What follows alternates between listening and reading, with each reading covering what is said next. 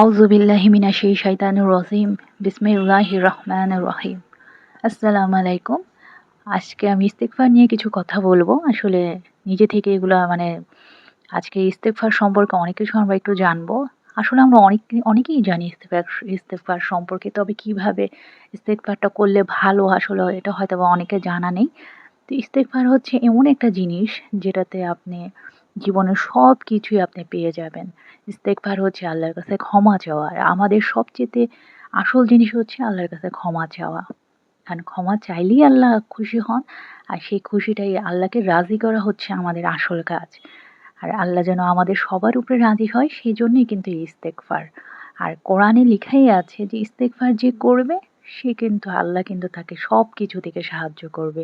রিজিক দান করবে। রিজিক অর্থ কিন্তু শুধু এখানে টাকা পয়সাকে বোঝাচ্ছে না। রিজিক অর্থ আপনার সুস্থতা, আপনার সন্তান, আপনার স্বামী, আপনার স্ত্রী, আপনার আশেপাশের মানুষ। আসলে সবকিছু থেকে ভালো থাকার নামই হচ্ছে রিজিক। রিজিক আসলে আমরা ভাবি যে এটা হচ্ছে শুধুমাত্র টাকা পয়সা। কিন্তু আমরা এটা আমাদের ভুল ধারণা।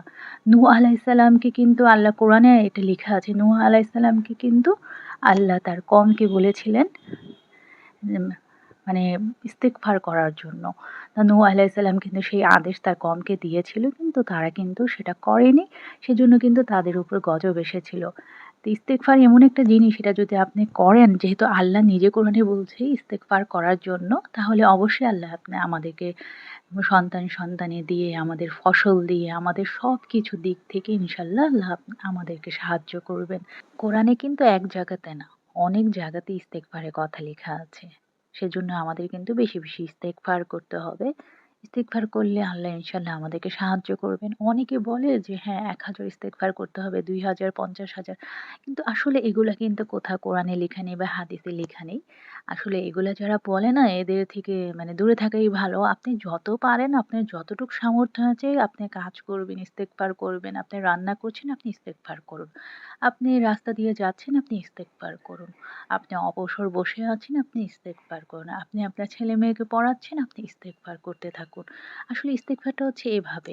এটা অনেক সংখ্যায় করতে হবে তাহলেই আল্লাহ আপনাকে সাহায্য করবে সেরকম কিছু না।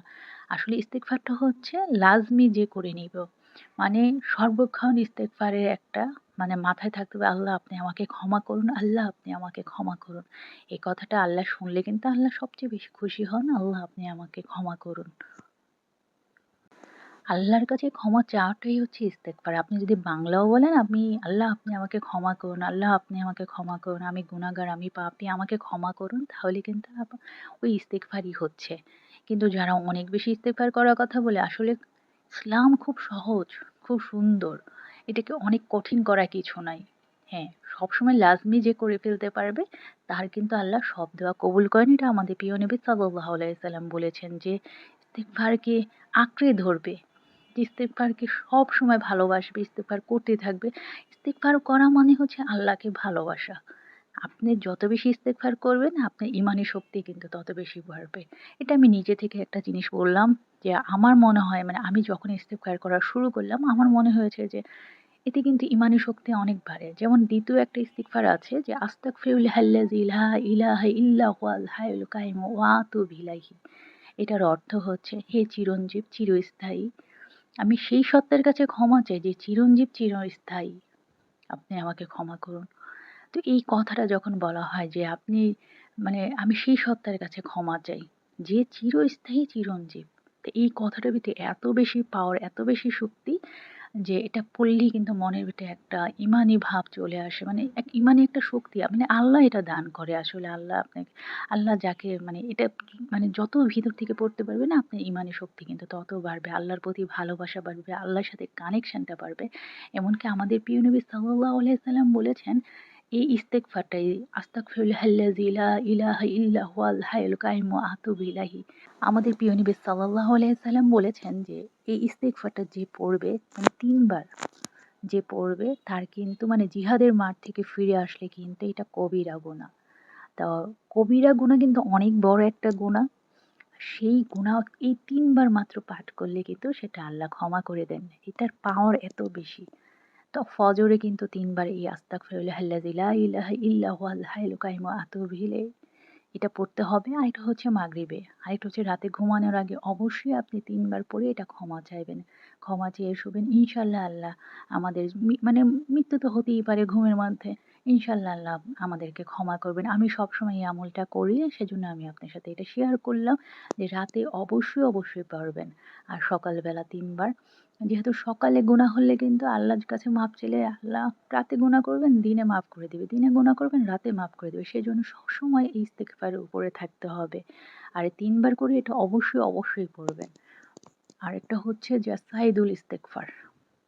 আমাদের প্রিয় নবী সাল্লাল্লাহু আলাইহি সাল্লাম কিন্তু বলেছেন সাইদুল ইস্তেগফার যে পড়বে সে কিন্তু মানে এটা আল্লাহই বলে দিয়েছেন।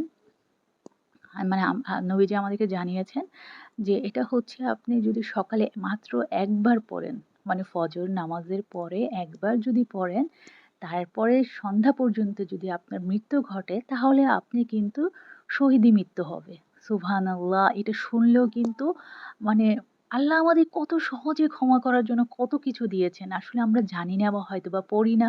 আমাদের শয়তান আসলে এভাবে আটকে রেখেছে। কিন্তু অনেক সোজা ইসলাম। আরেকটা হচ্ছে যে সন্ধ্যার পরে যদি আপনি ইস্তেগফারটা, এই সাইদুল ইস্তেগফারটা আরেকবার পড়েন, তাহলে হচ্ছে আপনি যদি রাতে আপনার মৃত্যু ঘটে ফজরের নামাজ পর্যন্ত মানে ওই আগ পর্যন্ত এর ভিতরে যদি আপনার মৃত্যু ঘটে তাহলে আপনার মৃত্যু শহীদি মৃত্যু হবে। সুবহানাল্লাহ! আমরা তো সেটাই চাই। যাতে আল্লাহ আমরা যখন মৃত্যু ঘটবে আল্লাহর নামে যেন আমরা পৃথিবী ছেড়ে চলে যেতে পারি। যেহেতু আমাদের পরবর্তী জীবনটা আখিরাতটা যেন সুন্দর হয়। তো অবশ্যই সাইদুল ইস্তেগফারটা পড়বেন। সাইদুল ইস্তেগফারের অর্থটা কিন্তু মানে অসাধারণ সুন্দর। আমি সবসময় বলি যে আপনি যখন ইস্তেগফারটা পড়বেন, সাইদুল ইস্তেগফারটা তখন কিন্তু অবশ্যই বাংলাটা সাথে পড়বেন। আর আমি কিন্তু স্ক্রিনে এটা দিয়ে দিব অবশ্যই। আর এটা দিয়ে দিয়েছি। তো এটা অবশ্যই আপনারা পড়বেন এবং বাংলাটা অনুভব করবেন।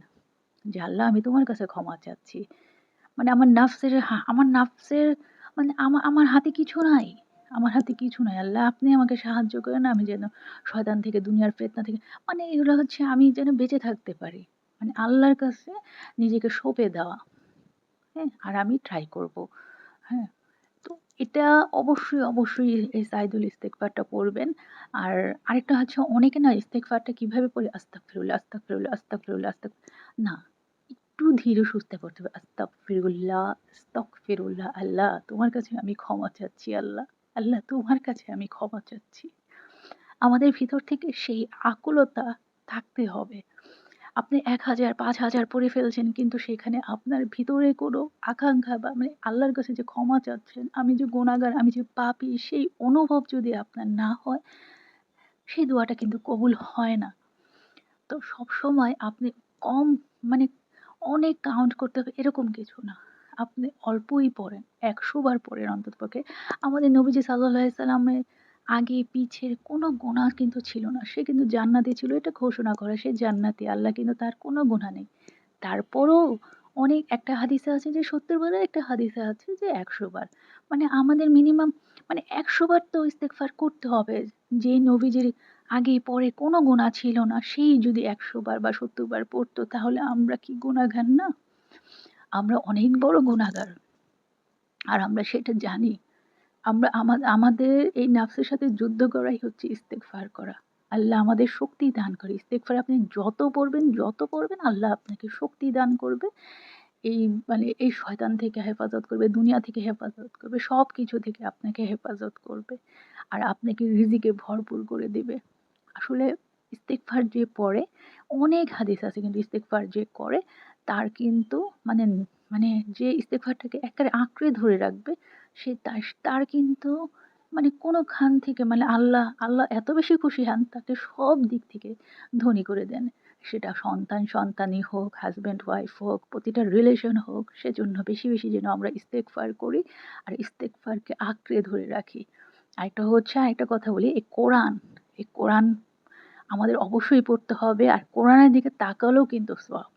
আমরা যেন অন্ততপক্ষে একবারও হলে কোরআনের দিকে তাকাই, এই কোরআনের দিকে তাকালেও কিন্তু সওয়াব। এমন একটা জিনিস এই কোরআন, আপনি পড়েন আর না পড়েন অন্ততপক্ষে মানে তাকান। আল্লাহর ভালোবাসা এটা। আল্লাহর দেওয়ার একটাই পৃথিবীতে এই জিনিস যেটা আল্লাহ নিজে পাঠিয়েছেন আমাদের জন্য, আমাদের শিফার জন্য, আমাদের মঙ্গলের জন্য, আমাদের হেদায়েতের পথ আল্লাহ যেন আমাদের সবার মানে সরল পথে আমাদেরকে রাখেন। আল্লাহ হাফেজ। সবাই ভালো থাকবেন।